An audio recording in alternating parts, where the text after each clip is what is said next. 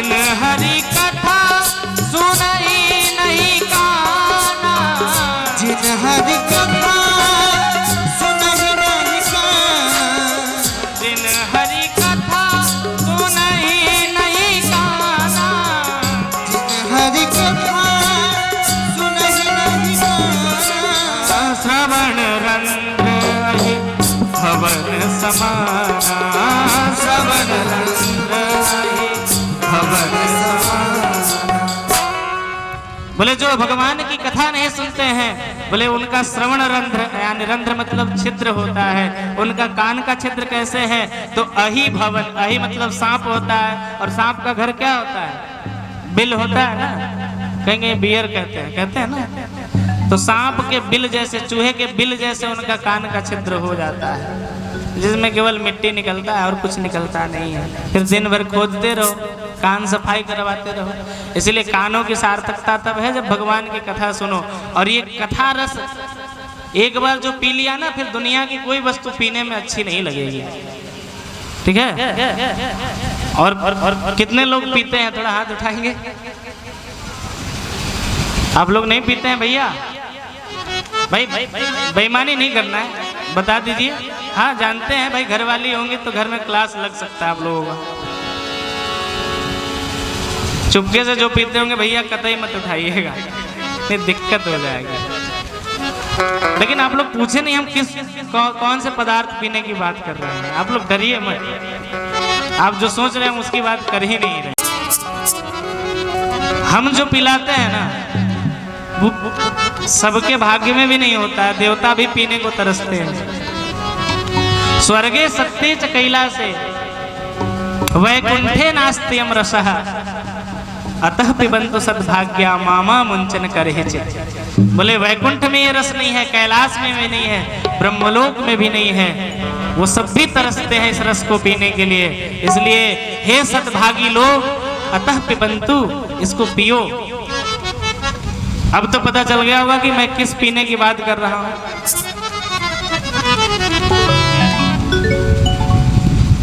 तो आइए आपको बता ही दे रहे हैं कि क्या पीते हैं, और जो जो पीना चाहते हैं दोनों हाथ उठा लेंगे।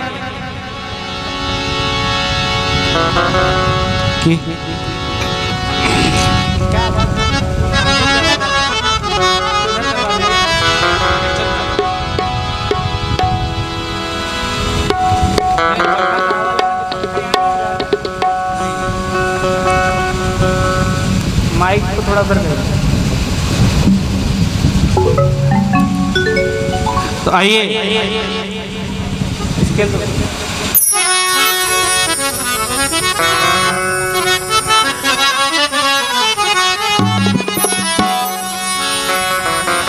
हो मेरे बाके बिहारी सवरिया,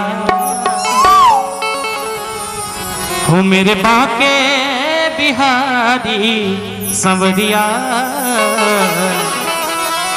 तेरा जलवा कहाँ पर नहीं है। मेरे बाके बिहारी सवरिया, मेरे बाके बिहारी सवरिया, तेरा जलवा कहाँ पर नहीं है, नहीं है तेरा जलवा कहाँ पर नहीं है। मेरे बाके बिहारी सवरिया, तेरा जलवा कहाँ पर नहीं है।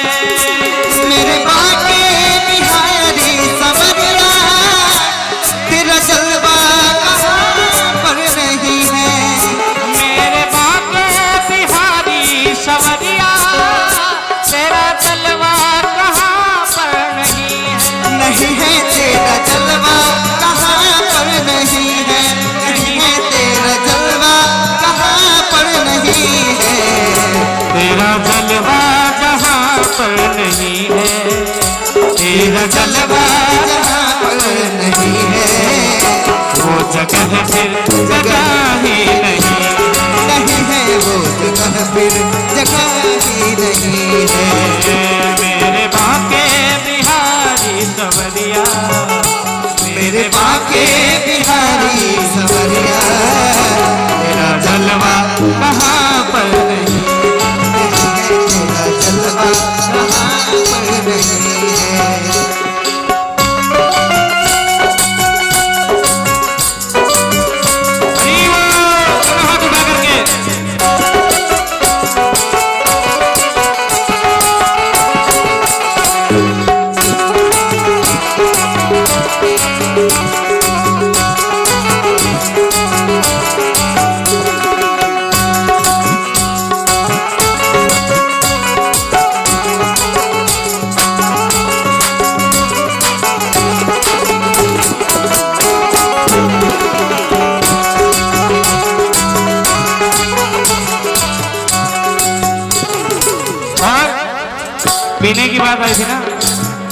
लोग पीते हैं पी पी के गिरते, हम तो पीते हैं गिरते नहीं है। नहीं है हम तो पीते हैं गिरते नहीं है, नहीं है हम तो पीते हैं गिरते नहीं है।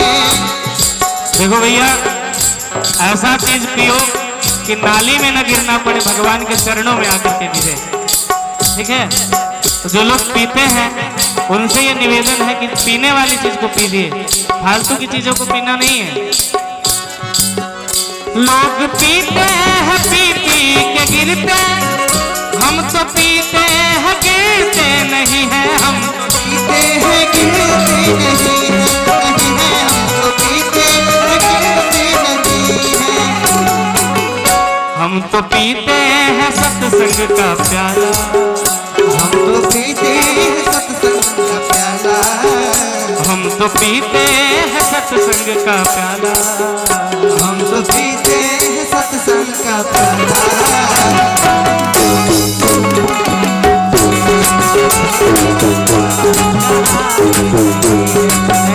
हम तो पीते हैं सत्संग का प्याला, हम तो पीते हैं सत्संग का प्याला। ये कथावत है मदिरा नहीं है, मेरे बाके बिहारी सवरिया, मेरे बाके बिहारी सवरिया, तेरा जलवा कहाँ पर नहीं है, तेरा जलवा कहाँ पर नहीं है।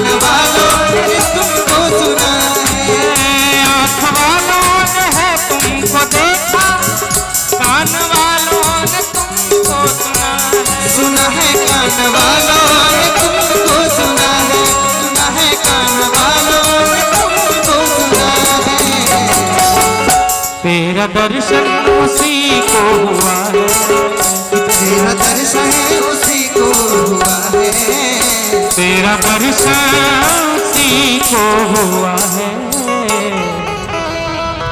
हर जिनकी आंखों में पर्दा नहीं है, जिन आंखों में पर्दा नहीं है, तेरा दर्शन उसी को हुआ है, जिनकी आंखों में पर्दा नहीं है, जिसकी आंखों में पर्दा नहीं है। मेरे बाके बिहारी सवरिया, मेरे बाके बिहारी सवरिया, तेरा जलवा कहाँ पर नहीं है, तेरा जलवा कहाँ पर नहीं है। वृंदावन ब्रज की, हाँ वृंदावन ब्रज की है राजधानी, वृंदावन ब्रज की है राजधानी, जहाँ बसे ठाकुर और ठकुरानी, जहाँ बसे ठाकुर और ठकुरानी, जहाँ बसे ठाकुर और ठकुरानी।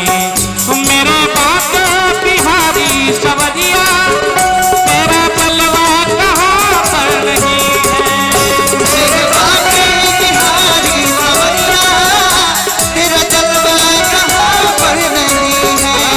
मेरे बाके बिहारी सवरिया, तेरा जलवा कहाँ पर नहीं है, नहीं है तेरा जलवा कहाँ पर नहीं है, नहीं है तेरा जलवा कहाँ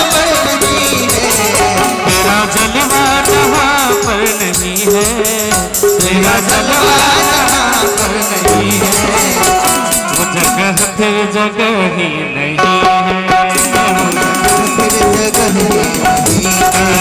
मेरे माँ के बिहारी सवरिया, मेरे माँ के बिहारी सवरिया, तेरा जलवा कहाँ पर नहीं है, तेरा जलवा कहाँ पर नहीं है, तेरा जलवा कहाँ पर नहीं है, तेरा जलवा कहाँ पर नहीं है, तेरा जलवा कहाँ पर नहीं है, तेरा जलवा कहाँ पर नहीं है, तेरा जलवा कहाँ पर नहीं है, तेरा जलवा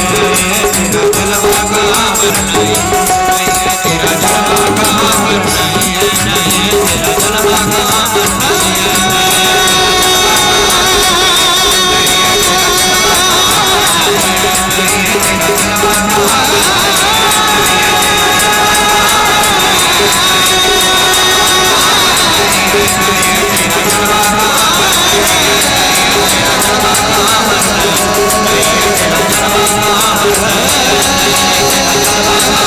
नहीं है, तेरा जलवा कहाँ पर नहीं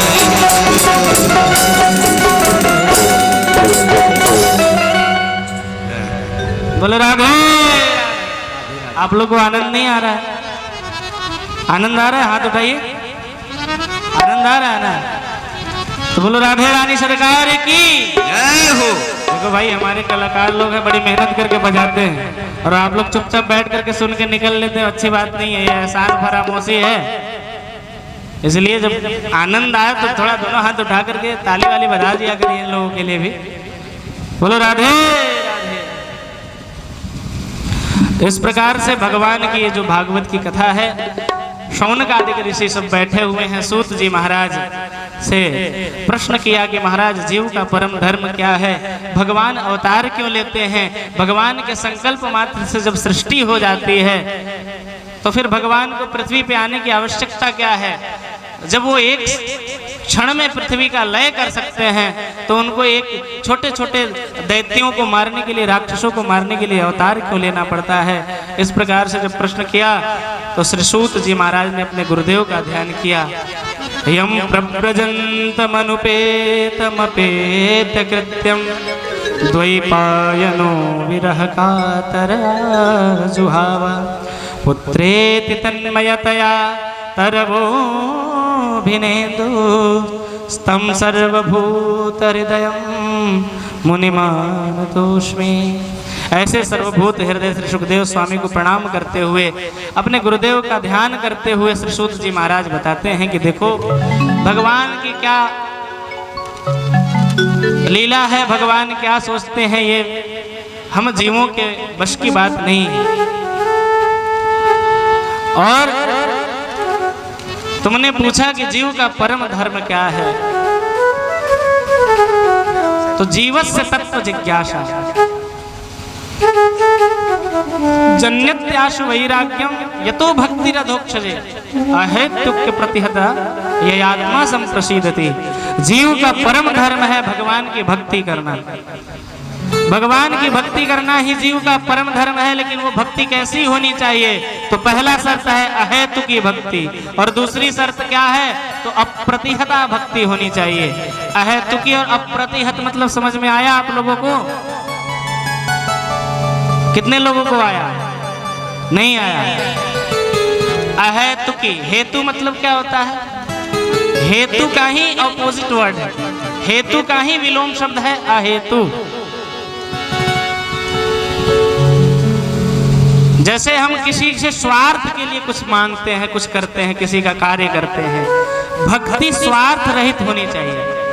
कोई हेतु नहीं होना चाहिए कि इस हेतु से हम आपके पूजन कर रहे हैं। हे भगवान, हमने लड़का के यूपीएससी अब के क्लियर हो जाई तो 20 किलो लड्डू चढ़ाए। चलो भैया, पूरा हो गया मन्नत। अरे महाराज, सब तो ठीक है, बेटा आईएएस ऑफिसर बन गया है, अब सुंदर से दुल्हन मिल जाते ना, हे देवी माई, तो आपके चुनरी चढ़ाती आकर के। ये भक्ति नहीं है, ये तो बनियागिरी है कि आप हमको ये देते जाइए, हम आपको देते जा रहे हैं। लड्डू के भूखे थोड़े हैं। माता जी को चुनरी नहीं है क्या?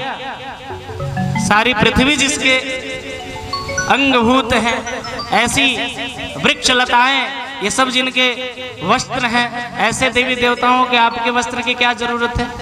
आप खुद भिखारी हो, उससे मांगने गए हो। वो आपके चुनरी और आपके लड्डू के भूखे नहीं हैं।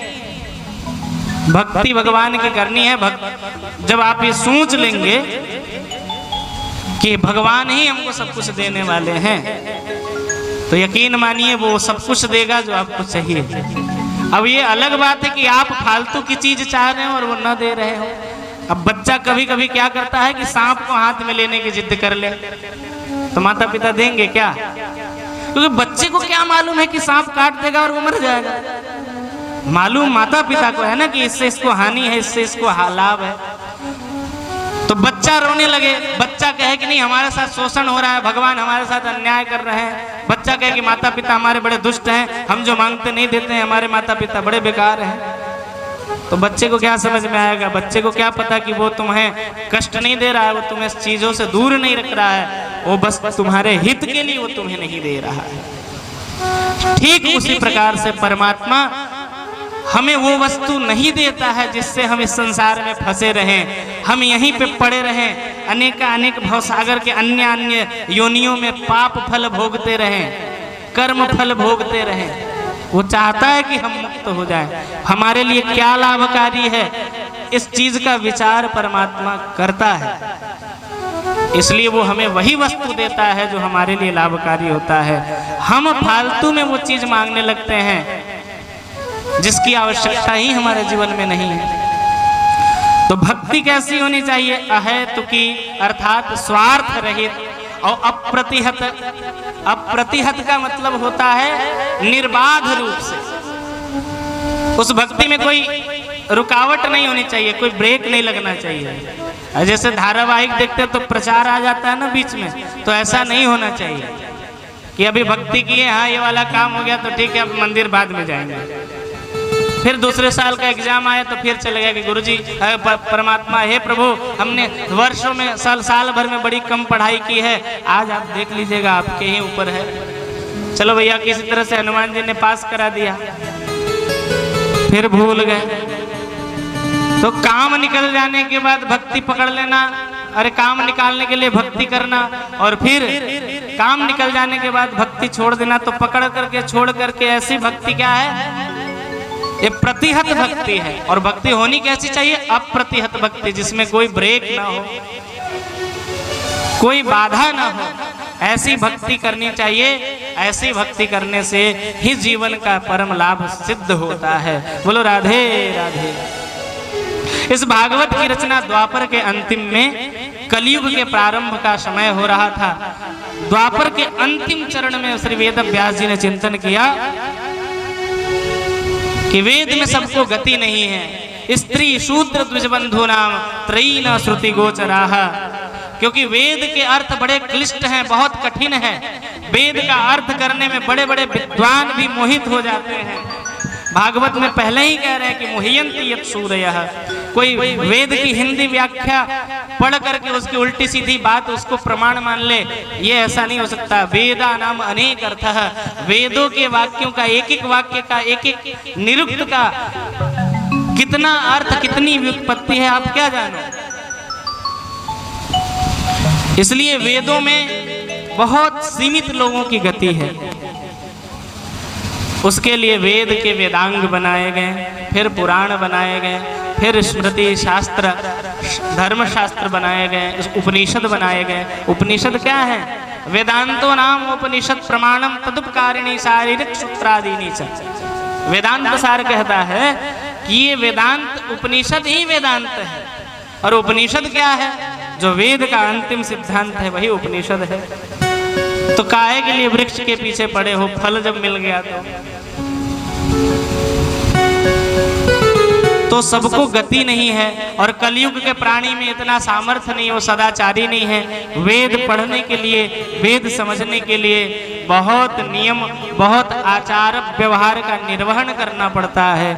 ऐसे मंद भाग्य और मंद बुद्धि वाले लोगों के लिए क्या किया जाए? कलयुग के प्राणियों के लिए सोच करके उन्होंने वेद व्यास जी ने 17 पुराणों की रचना कर डाली। फिर भी मन में संतुष्टि नहीं हुई तो महाभारत की रचना कर डाली।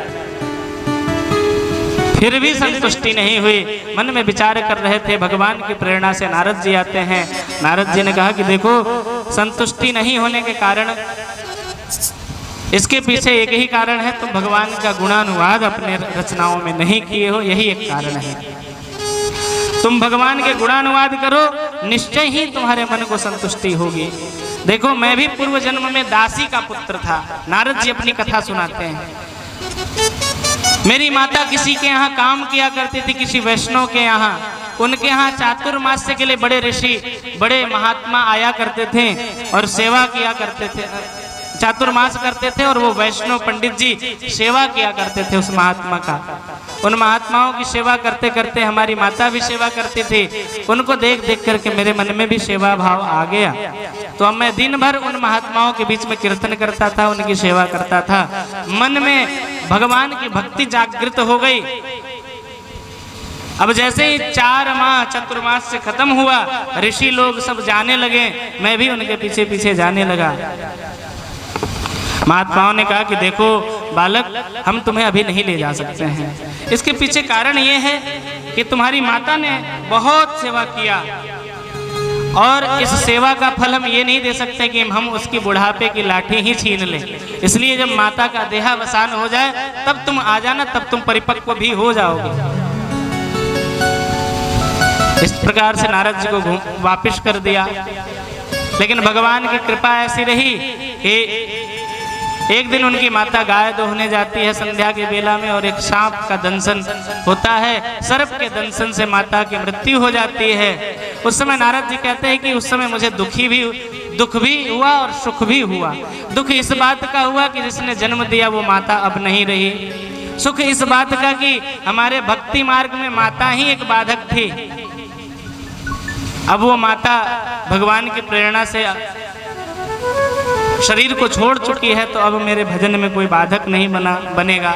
और माताओं की बड़ी विडंबना है, बेटा चोर बन जाए, डाकू बन जाए, पियांक बन जाए, सब चलेगा, लेकिन बाबा जी नहीं बनना चाहिए, साधु नहीं बनना चाहिए। बोलो राधे राधे।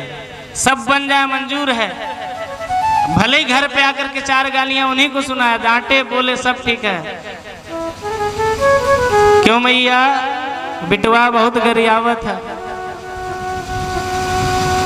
अरे पंडित जी, माई के हृदय अब कुछो करे आपन जमलका के प्रति तो मोह रहबे करेला नहीं। बोलो राधे राधे।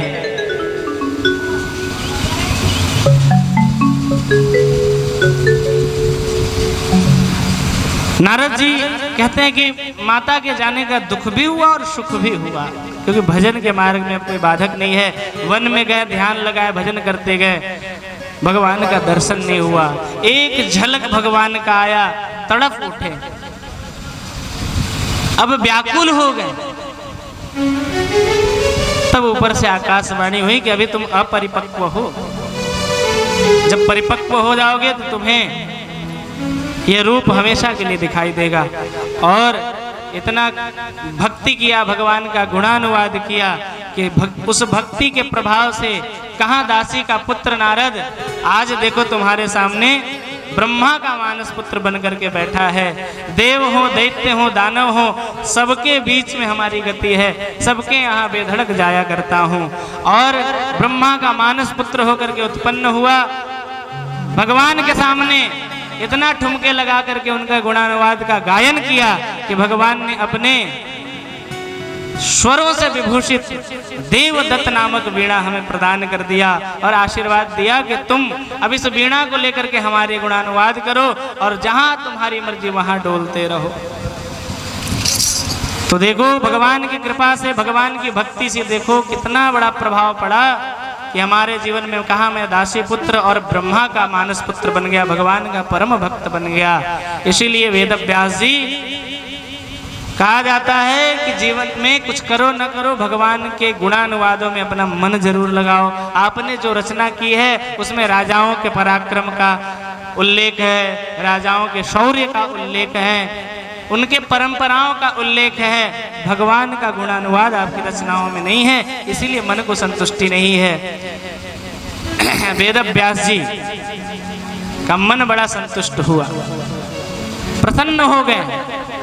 नारद जी को प्रणाम करके सत्यवती सरस्वती नदी के किनारे सम्यक प्रास आश्रम में स्नान करके अपने आश्रम में बैठ करके श्रीमद् भागवत के चतुश्लोकी, जो श्रीमद् भागवत को व्याख्यायित करने लगे, व्याख्या करने लगे, और गणेश जी उसको लिखते रहे। साक्षात गणेश जिसका लेखन किए हों और साक्षात भगवान के कला अवतार वेद व्यास जिसका वाचन किए हों, ऐसे 18,000 श्लोकों की ये श्रीमद् भागवत पारमहंस संहिता बन करके तैयार हो जाती है। बोलो राधे।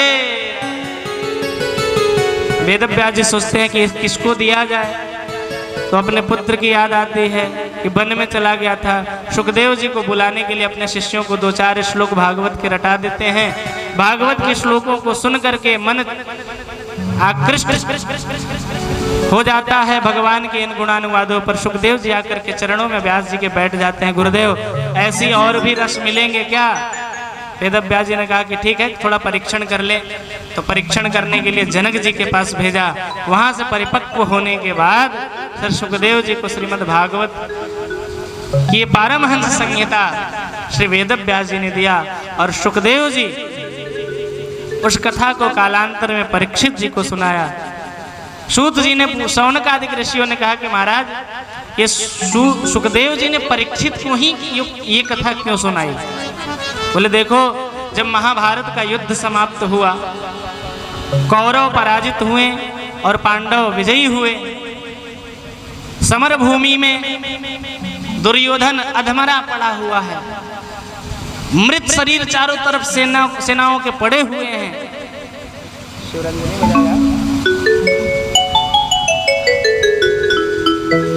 बहुत सारे जीव जंतु, चील कौए उन मृत शरीरों को खा रहे हैं। कुछ चिल कौए अधमरे मूर्छित दुर्योधन को भी मृत समझ करके उसके पास आ रहे हैं, और बार बार दुर्योधन अधमरे अवस्था में उनको भगा रहा है, परेशान है। इस दृष्टि को देख करके दुर्योधन का परम मित्र अश्वत्थामा आकर के कहता है कि मित्र, तुम्हारी ये दुर्गति हमें देखी नहीं जा रही है। मैंने पहले कहा था, तुमने सबको सेनापति बनाया, तुमने मुझे कभी मंत्री और सेनापति नहीं बनाया। आज इसका कारण देखो कि तुम्हारी ये दुर्गति हो गई। बोले मंत्री की बात करते हो, जाओ, अभी मैं जीवित हूँ, और राजा जब तक जीवित रहता है तब तक राजा रहता है। मैं अपने रक्त से तुम्हारा तिलक करके तुम्हें पद देता हूँ। अब मैं जो मांगता हूँ वो तुम ला करके दो। अश्वत्थामा ने कहा कि क्या चाहिए? बोले हम 100 भाई थे, अब एक भी नहीं बचे हैं। वो 5 थे और 5 के 5 बचे हैं। हमारी एक ही लालसा है कि उन 5 में से कोई एक भी अगर मर जाए तो मन को सुकून मिल जाएगा। अश्वत्थामा ने कहा कि एक की बात करते हो, हम तो 5 के 5 का सिर लेकर के आएंगे। भगवान की प्रेरणा से आज विजय दिवस के दिन पांडव भगवान के साथ यमुना जी के किनारे टहलने चले जाते हैं। इधर अश्वत्थामा काक उलूक न्याय से सोते हुए पांडवों के मारने के ध्येय से रात्रि में पांडवों के शिविर में प्रविष्ट हो जाता है। प्रवेश होते ही जिस जगह पे पांडव सोते थे, पांडवों के सदृश ही पांडवों के 5 पुत्र वहां पे शयन कर रहे होते हैं। एक एक कर का सिर अश्वत्थामा लेकर के दुर्योधन के पास आता है। बोला देख मित्र, तू एक की बात करता था, मैं 5 का सिर लेकर के आया हूं। दुर्योधन तो चकित हो गया कि पांडव इतने आसानी से नहीं मारे जा सकते हैं। बोले चलो कोई बात नहीं, तुम ले तो आए हो, लेकिन मुझे इसमें से भीम का सिर चाहिए, क्योंकि दुर्योधन सबसे ज्यादा यदि किसी से चिढ़ता था तो दादा भीम दादा से चिढ़ता था। अब जैसे ही भीम जी का सिर ले जाकर के अश्वत्थामा रखता है और जोर से जैसे ही मसलता है, आभाषित होता है दुर्योधन को। कहते ये भीम का सिर नहीं हो सकता है।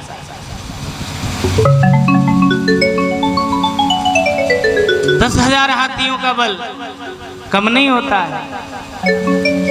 इतना बलशाली भीम इतने आसानी से मारा नहीं जा सकता है। जब सबको बारी बारी से देखा तो पता चला कि ये पांडव नहीं, पांडव पुत्र थे।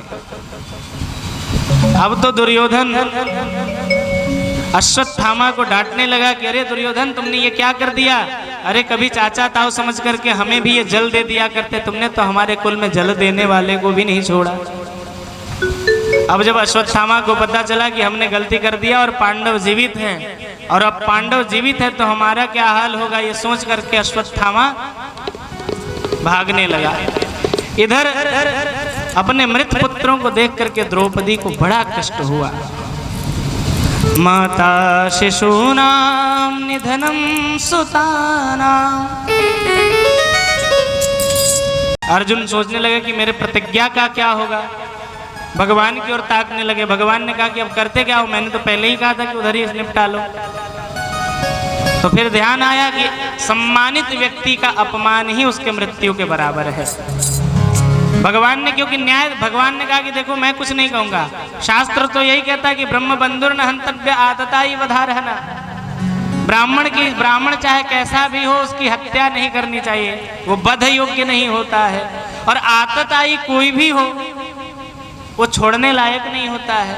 अभी आतताई भी है और ब्राह्मण भी है, अब इसको मारना है कि छोड़ना है, अर्जुन चक्कर में पड़ गए। तो फिर ध्यान आया कि सम्मानित व्यक्ति का अपमान ही उसके मृत्यु से बढ़ करके होता है। उसके सिर पर एक मणि था, उसको छीन करके उसका मुंडन करके धक्का दे करके बाहर भेज देते हैं। क्रोध में आकर के अश्वत्थामा अंतिम कुल का दीपक उत्तरा के गर्भ में, अभिमन्यु की कन्या उत्तरा के गर्भ में जो बालक है उसके ऊपर ब्रह्मास्त्र छोड़ देता है। इन पांडवों का कुल मैं नष्ट ही करके मानूंगा। इधर भगवान द्वारिका जाने के लिए रथ पे सवार हो ही रहे थे, तब तक उत्तरा आकर के भगवान का चरण पकड़ लेती है। पाहि पाहि महायोगम देव देव जगतपते, नान्यम तद्भयं मृत्यो यत् मृत्यो परस्परम।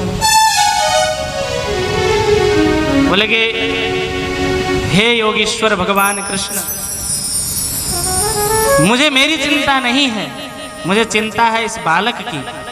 यदि आप इसकी रक्षा नहीं करेंगे तो मेरा कुछ नहीं जाएगा, जाएगा आपका और इन पांडवों का। लोग क्या कहेंगे कि जिन पांडवों की रक्षा भगवान कृष्ण कर रहे थे, उन पांडवों के कुल में अब कोई दीपक जलाने वाला नहीं है, उन पांडवों के कुल में कोई जल देने वाला नहीं है, और आपके रहते यदि पांडवों का ये कुल दीपक बुझ जाएगा तो इतना सहयोग करने का कोई लाभ नहीं होगा। इसलिए मेरे लिए नहीं, आप अपनी लाज की रक्षा के लिए।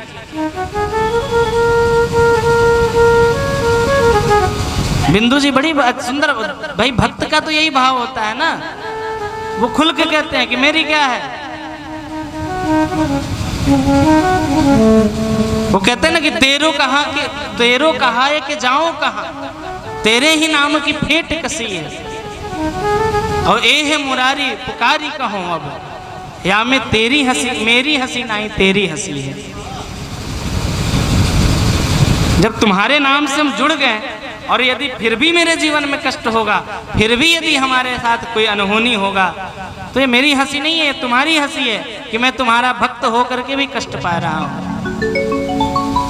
भगवान अंगुष्ठ मात्र ममलम स्फुरत फुरटमावलिनम,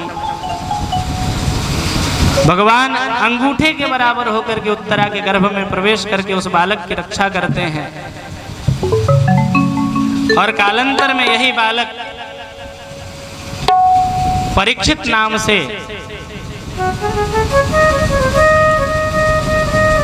जगत में व्याप्त हुए। परीक्षित इसलिए नाम हुआ कि जन्म लेने के बाद इन्होंने चारों तरफ किसका इक्षण किया, किसको देखना चाहा, जो गर्भ में दिखाई दिया था। इसलिए परितः यानी चारों तरफ, इक्षति किसको, तो भगवतः इक्षति सह परीक्षितः, चारों तरफ जो अंदर जो गर्भगत परमात्मा का दर्शन हुआ था उसको ढूंढने वाले को परीक्षित कहते हैं। भगवान जा ही रहे थे, रथ पर सवार हो ही रहे थे, तब तक माता कुंती आकर के भगवान के चरणों को पकड़ लेती हैं।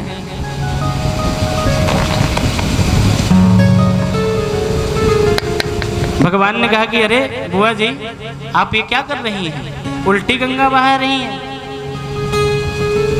बोले देखो कन्हैया, बुआ बुआ कह करके बहुत मोहित कर लिए, लेकिन आज ये माया रूपी पर्दा भी डालना मत।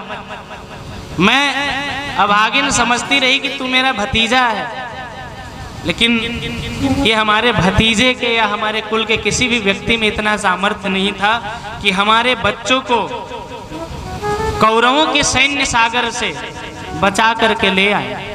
तुमने समय समय पर हमारी रक्षा की। बोले बुआ तो इसमें क्या है, हमारा तो कर्तव्य था अपने भाइयों की रक्षा करना। और कोई इच्छा है तो बताओ बुआ। बोले देखो कन्हैया, तुमसे सबने सब कुछ मांग लिया, लेकिन मैं भी तुमसे कुछ मांगना चाहती हूँ, निजी तौर पे खुद के लिए मांगना चाहती हूँ। भगवान ने कहा अरे बुआ बताओ तो सही। बोले पहले बताओ दोगे ना। भगवान ने कहा कि अरे बुआ आप मांगो, अभी हाजिर हो जाएगा। बोले कन्हैया, हमें तुम जीवन में कुछ मत देना, जब भी देना तो विपत्ति देना। बोले विपदः सन्तु नः शश्वत् तत्र तत्र जगद्गुरो नान्यं त्वद्भयं दर्शनम् यत्र मृत्यो परस्परम्। बोले कन्हैया, मुझे जीवन में कुछ नहीं चाहिए। आप जैसे हम जैसे लोग जाते हैं तो भगवान से क्या मांगते हैं, सुख मांगते हैं। कोई कहा कि हमें दुख दे दो, कोई नहीं मांगता है, लेकिन कुंती कहती हैं कि मुझे कुछ नहीं, मुझे दुख चाहिए। भगवान ने कहा अरे बुआ मैं आपको दुख कैसे दे सकता हूँ, अरे आपसे ज्यादा दुख किसने सहा होगा। वैदव्य आपके जीवन में 5 पुत्र होने के बाद इनके भाइयों ने ही इनका सारा साम्राज्य छीन लिया। फिर उसके बाद जिनके पुत्र वनवास को चले गए, यहाँ तक कि बड़े बड़े भयंकर युद्ध का सामना जिनके पुत्रों को करना पड़ा।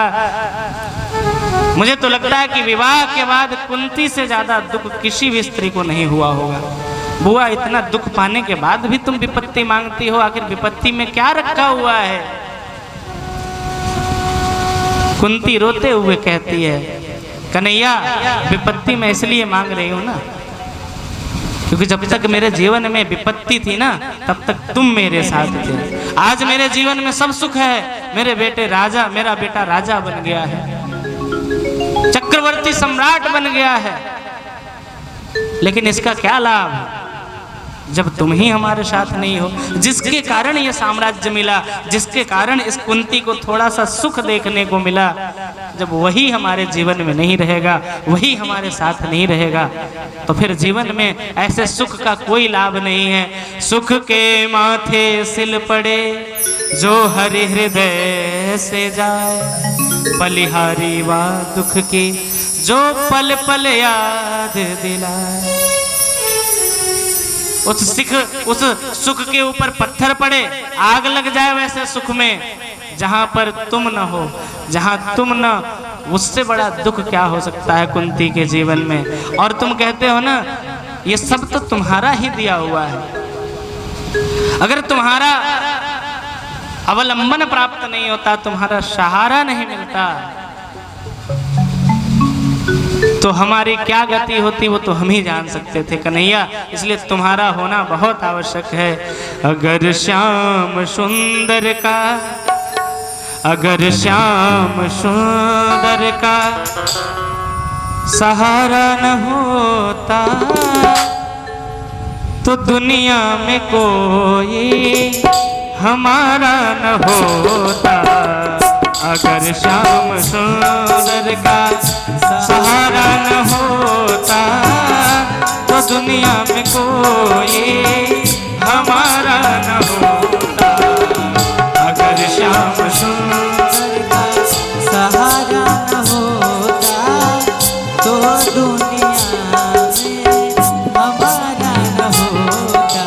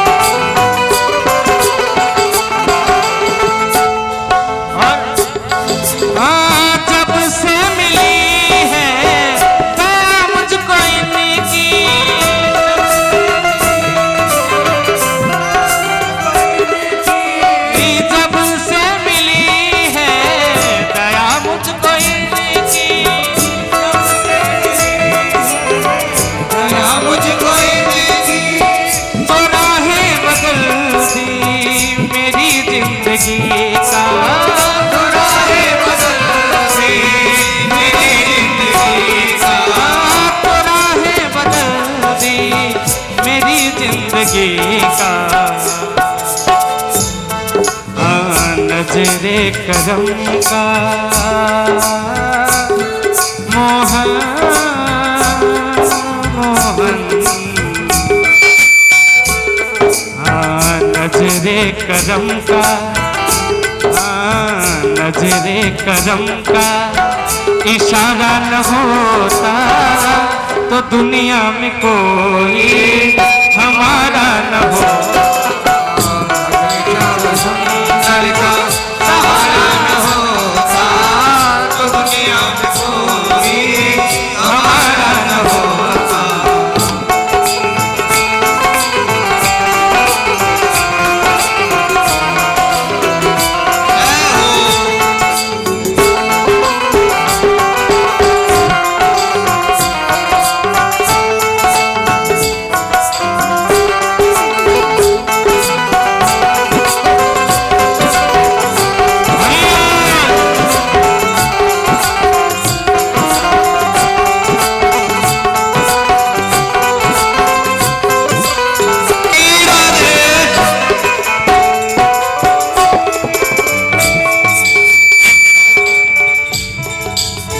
किनको किनको भगवान का सहारा चाहिए?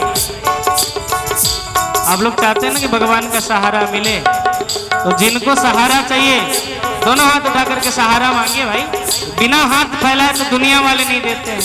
अब भगवान से मांगने में कौन सी लज्जा, तो दोनों हाथ उठा लीजिए। और हाँ इन्हीं के सहारे जिए जा रहे हैं, इन्हीं के सहारे जिए जा रहे हैं, इन्हीं के सहारे जिए जा रहे हैं, इन्हीं के सहारे जिए जा रहे हैं, नाम का अमृत पिए जा रहे हैं, नाम का अमृत पिए जा रहे हैं। मेरा बिगड़ा जीवन, हाँ मेरा बिगड़ा जीवन सवारा न होता, हाँ मेरा बिगड़ा जीवन सवारा न होता तो दुनिया में कोई हमारा न होता, सहारा न होता तो दुनिया में कोई हमारा न होता। अगर श्याम सुंदर का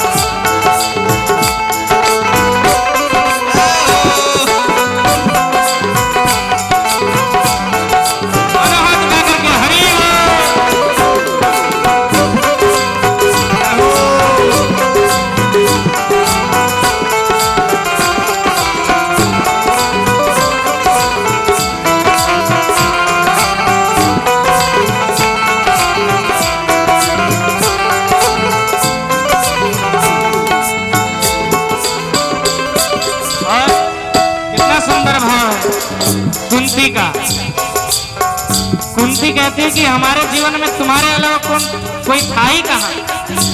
अरे अपनी सारी सेना, अपनी अक्षौहिणी को तुमने कौरवों को दे दिया था। किसको पता था कि एक कन्हैया बाजी पलट देगा। तो कह रही है कुंती, हाँ कोई नहीं था दुनिया में अपना, कोई नहीं था दुनिया में अपना, कोई नहीं था दुनिया में अपना, कोई नहीं था दुनिया में अपना, कन्हैया से मिलना लगता था सपना, कन्हैया से मिलना लगता है सपना, कन्हैया से मिलना लगता था सपना। कन्हैया ने मुझको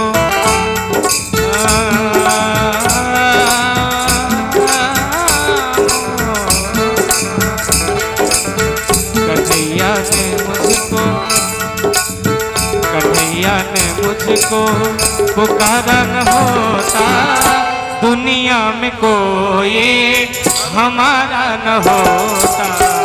कन्हैया ने तुझको पुकारा न होता दुनिया में कोई हमारा न होता, अगर श्याम सुंदर का सहारा न होता।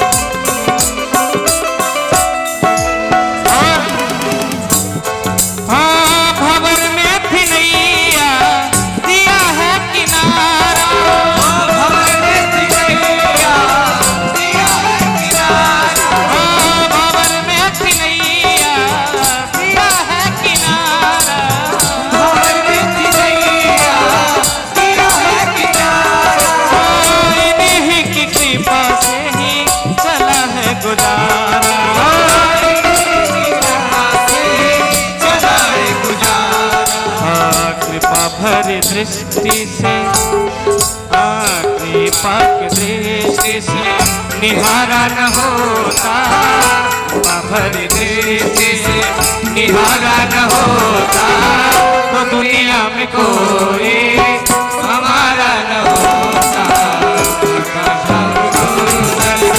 सहारा न होता, तो दुनिया में कोई हमारा न होता, श्याम सुंदर का सहारा न होता, तो दुनिया में कोई हमारा न होता, श्याम सुंदर का सहारा न होता, तो दुनिया में कोई, तो दुनिया में कोई, तो दुनिया में कोई हमारा न होता।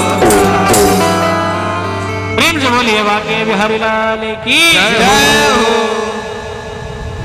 भगवान ने कहा कि देखो मैया, देखो बुआ जी, हमारे पास में आनंद ही आनंद है, मैं आनंद सिंधु सुख राशि हूँ। भगवान ने कहा कि मेरे पास दुख तो नहीं है, लेकिन तुम चाहती हो कि मैं यहाँ रुकूं तो मैं यहीं रुक जाता हूँ। मैया कुंती की स्नेह ने आज भगवान को पुनः रोक दिया। एक दिन देखा युधिष्ठिर बड़े मुंह लटका करके बैठे हुए हैं, बड़ा शोक मग्न होकर के सोच रहे हैं। भगवान ने सोचा कि क्या हो गया, पास में गए, पूछा तो कहा कि देखो इस राजगद्दी पे बैठे हैं, बड़ा अफसोस हो रहा है, हमारे ही स्वजन संबंधियों के रक्त से रंजित ये गद्दी मुझे रास नहीं आ रही है।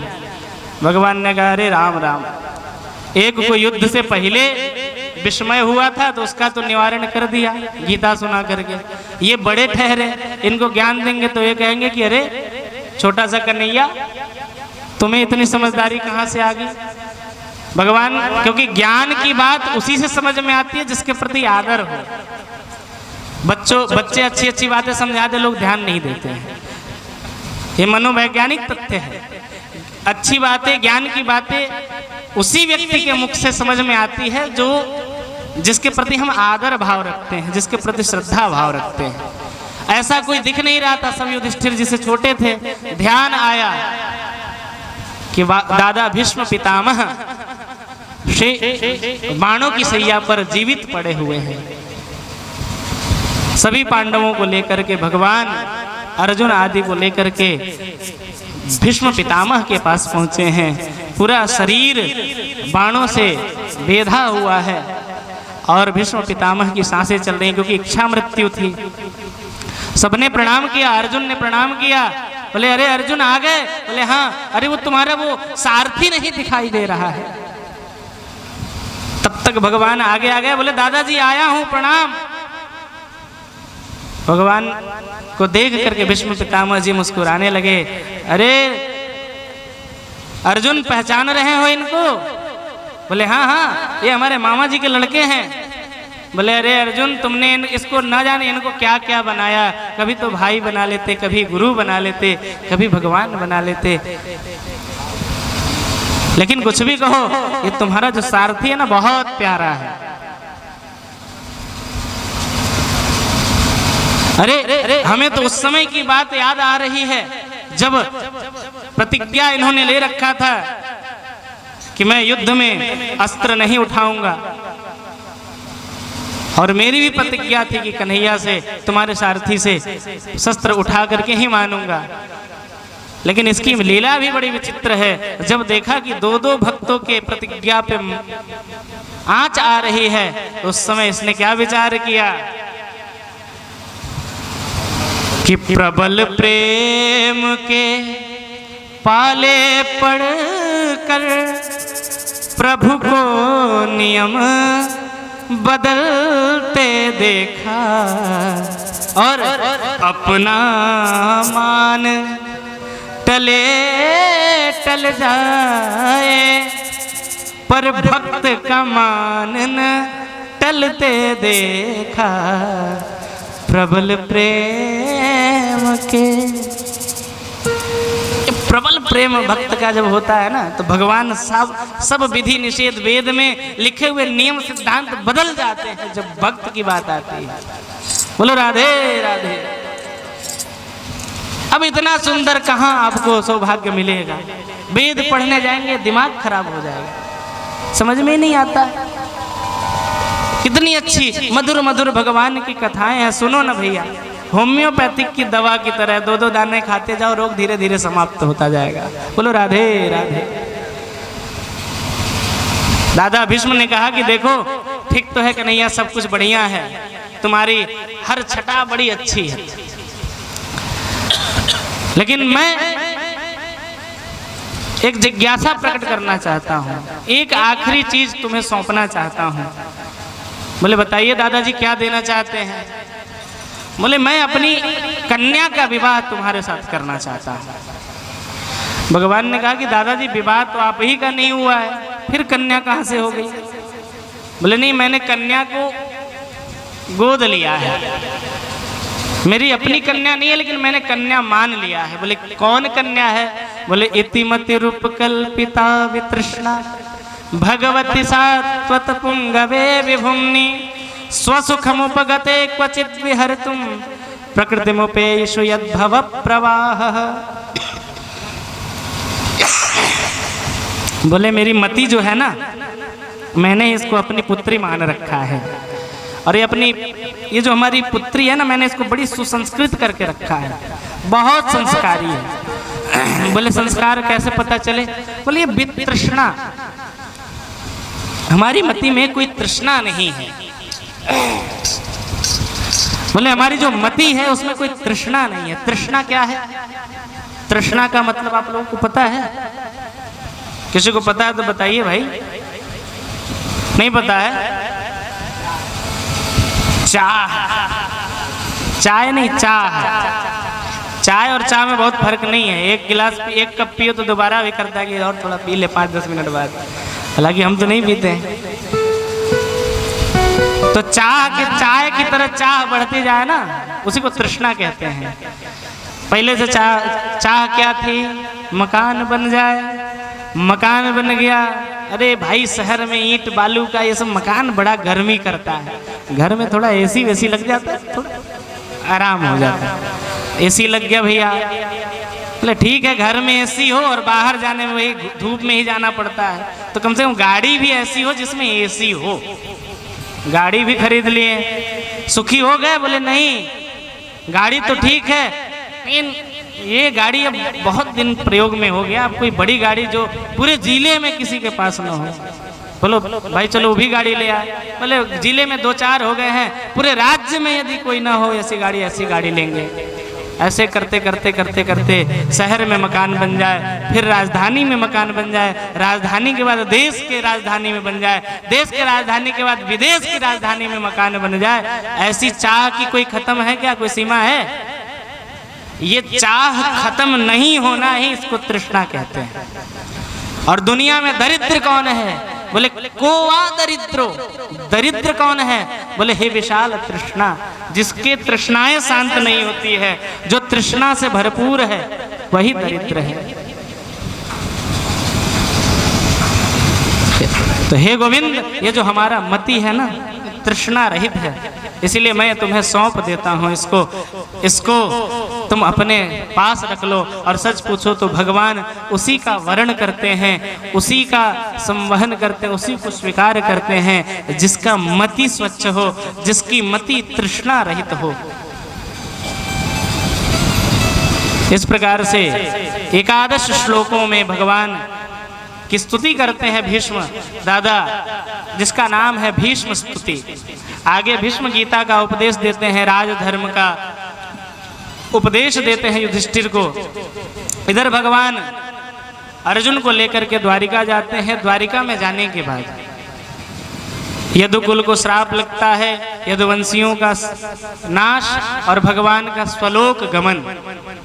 भगवान जब अपने धाम को जाने लगे, उसी समय उद्धव जी ने चरण पकड़ लिए, बोले महाराज हमारे लिए कुछ छोड़ करके जाओ।